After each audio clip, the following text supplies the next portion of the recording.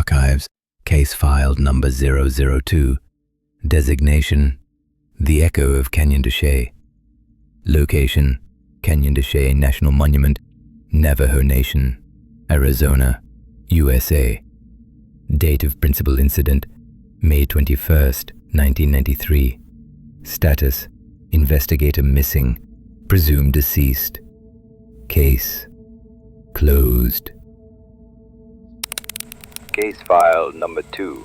The subject is Dr. Stephen Harrington, a promising geologist and acoustician from Stanford University. In the spring of 1993, Dr. Harrington was awarded a grant to conduct research within the sacred grounds of Canyon de Chelly on the Navajo Nation reservation. His project was to map the unique acoustic properties of the canyon's sandstone formations. He disappeared 6 weeks into his expedition. The official report from the National Park Service cites disorientation and environmental exposure. However, a series of microcassette tapes mailed anonymously to the university's geology department months later suggest a far more disturbing sequence of events. The tapes comprise Dr. Harrington's audio diary. What you are about to hear has been transcribed and compiled from those tapes. Tape 1, April 10th, 1993.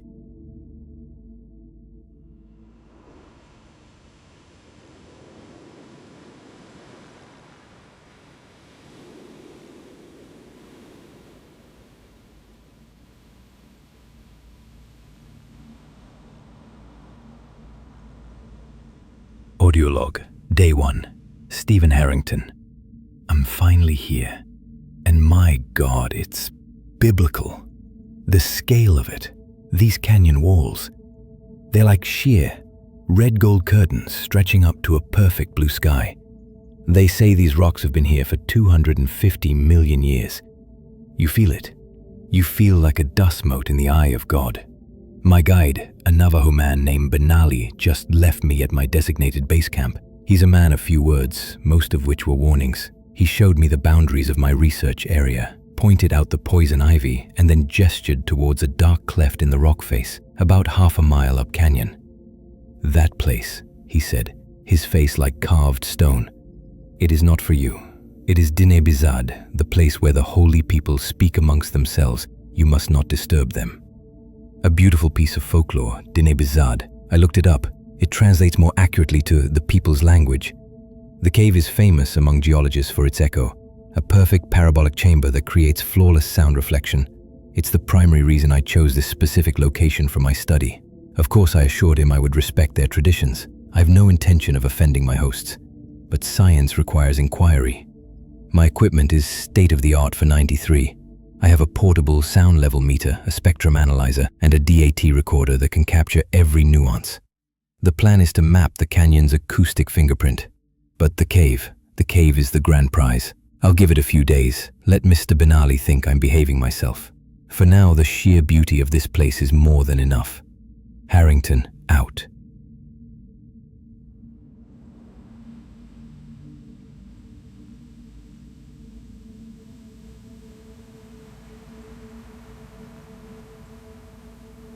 Tape 2, April 15th, 1993.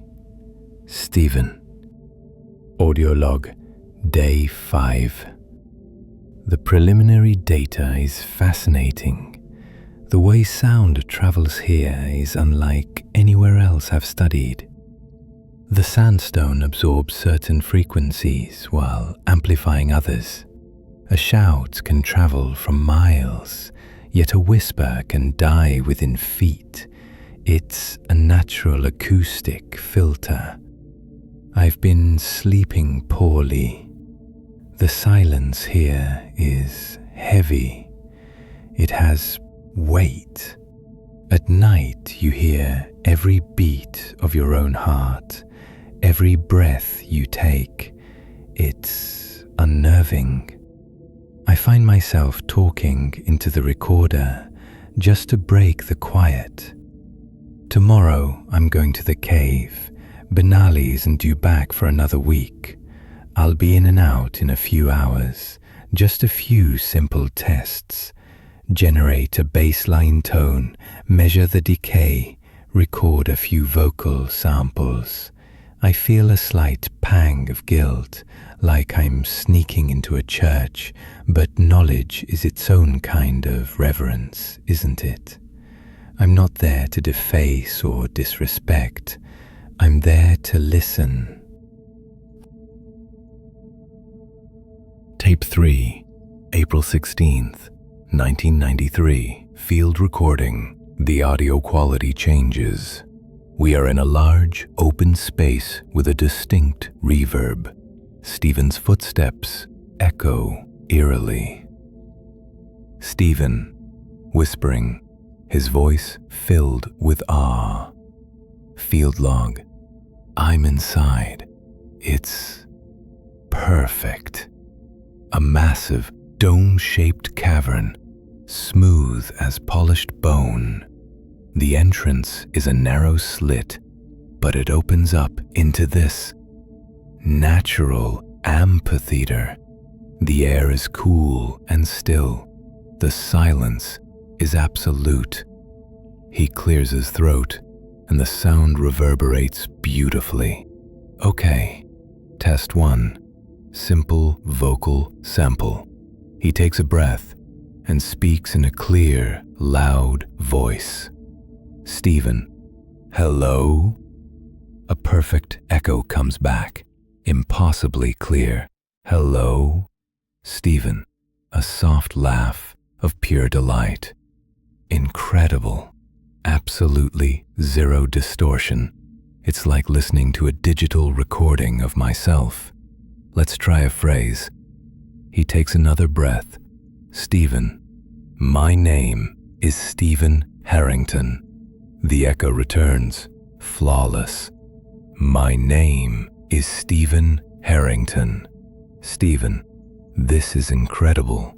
The clarity, it's a geological miracle.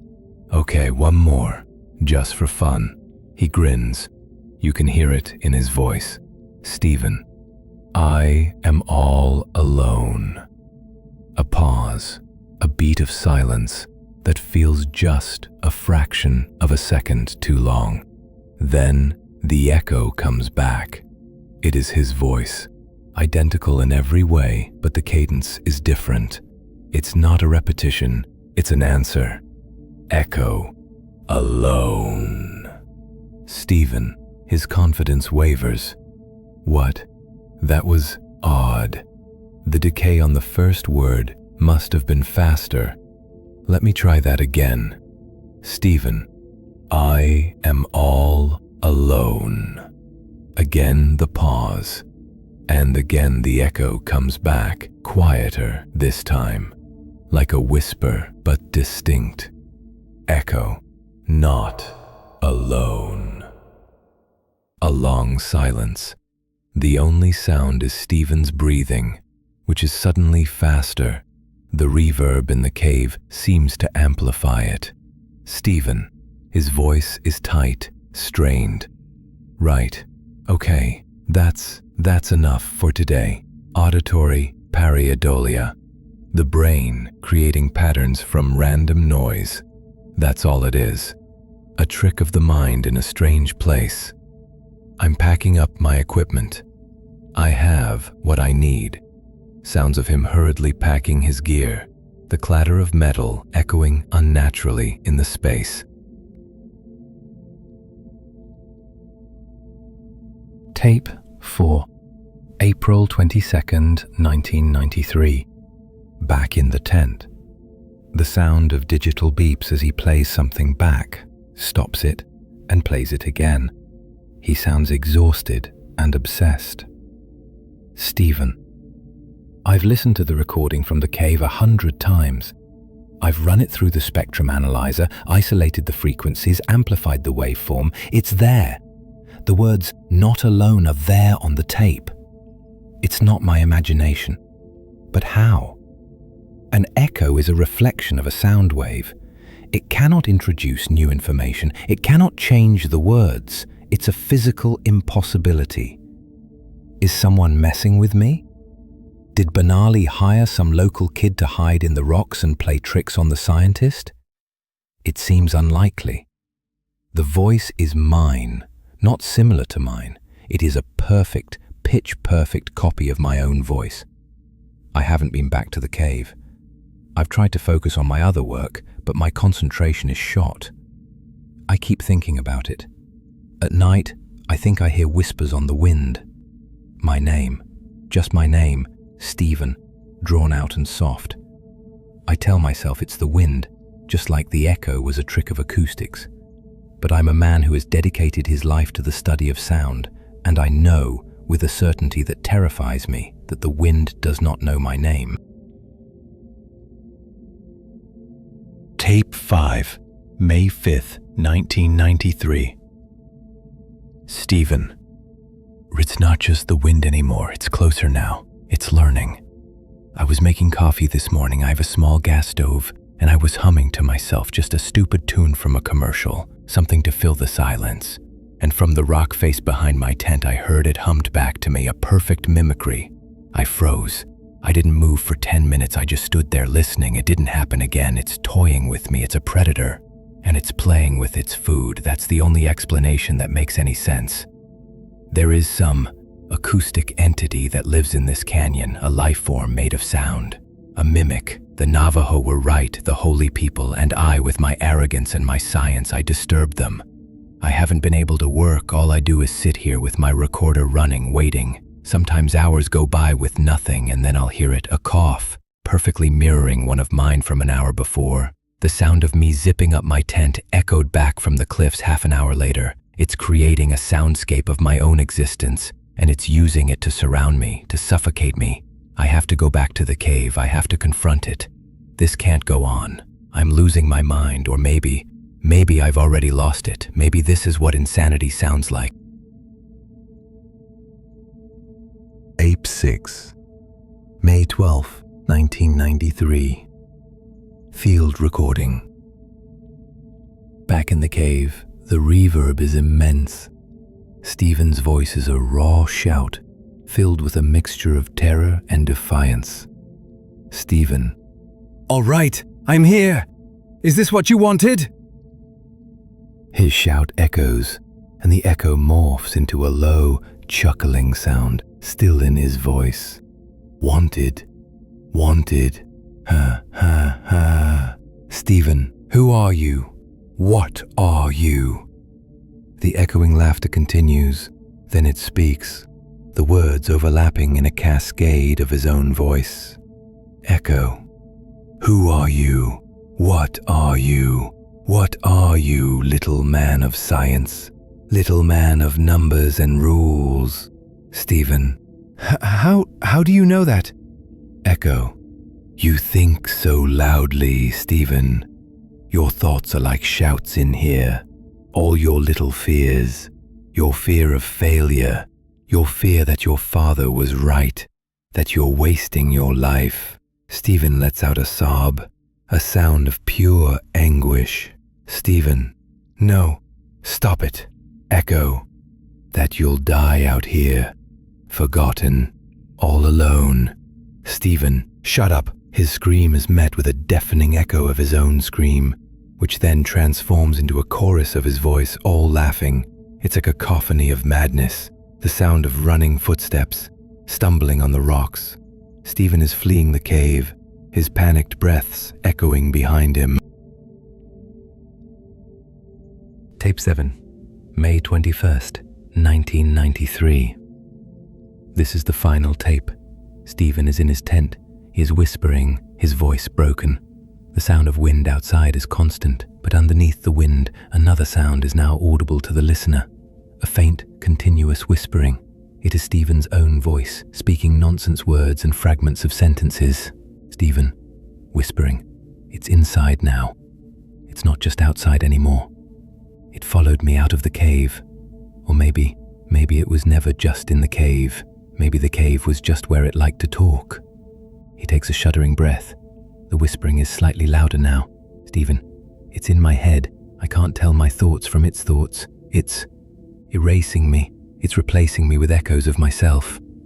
I look at my hand and I think, this is my hand, and then the echo comes, my hand, until the thought isn't mine anymore, it's just another sound. He begins to weep quietly. The whispering sound is a constant, sibilant hiss now. Stephen, weeping. There's only one way. A sound can't exist in a vacuum. It needs a medium. It needs a voice. I can't destroy it, but I can take its voice away. I'm sorry. I'm so sorry. I just want it to be quiet. The sound of the tent zipper opening one last time. The sound of his footsteps walking out into the wind. The whispering sound seems to follow him. He walks for what feels like a long time. Then there is a single, final, guttural scream of terror. It is cut short with an abrupt, unnatural silence. Not a fade out. A hard cut. The tape continues to run for another minute, recording only the sound of the canyon wind, now empty and clean. The tape clicks off.